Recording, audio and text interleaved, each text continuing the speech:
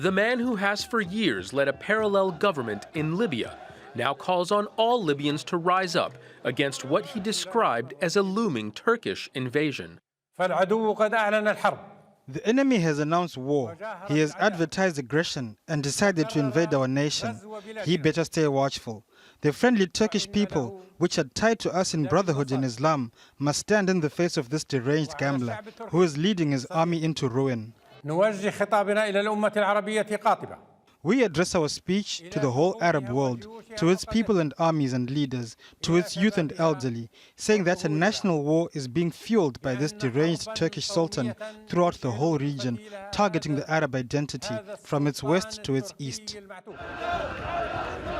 Khalifa Haftar's self-declared Libyan National Army has been fighting to take control of Tripoli since April.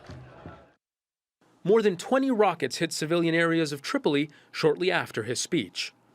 Haftar is backed by Turkey's regional rivals, Saudi Arabia, Egypt, and the United Arab Emirates. Turkey is determined to support the UN-backed government defending the Libyan capital.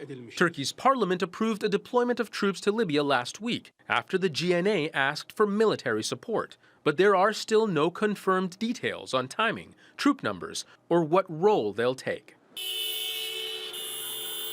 In a statement, the UN Secretary-General Antonio Guterres said he wants an immediate ceasefire and a return to political dialogue by all parties. But even the UN-backed government seems to have lost faith in the UN's efforts on the ground. One senior GNA leader told Libyan TV his government no longer relies on the UN mission in Tripoli. Zein Basravi, Al Jazeera. Well, in Tripoli, Al Jazeera's Mahmoud Abdel Wahed says people are afraid of further retaliation from Haftar's forces. There is a state of panic, a state of anger among civilians, especially in the vicinity of Maitiga airport. That's the area that was targeted by rockets launched by Haftar's forces. That's according to the Government of National Accord.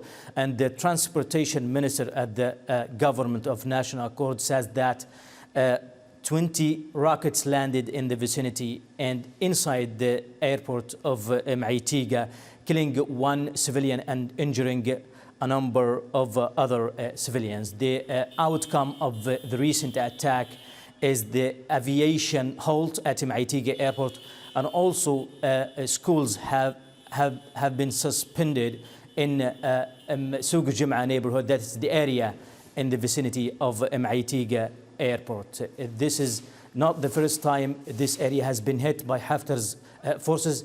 It has been, especially Maitiga airport, has been hit dozens of times by Haftar's forces since they launched the military campaign to capture Tripoli back in April.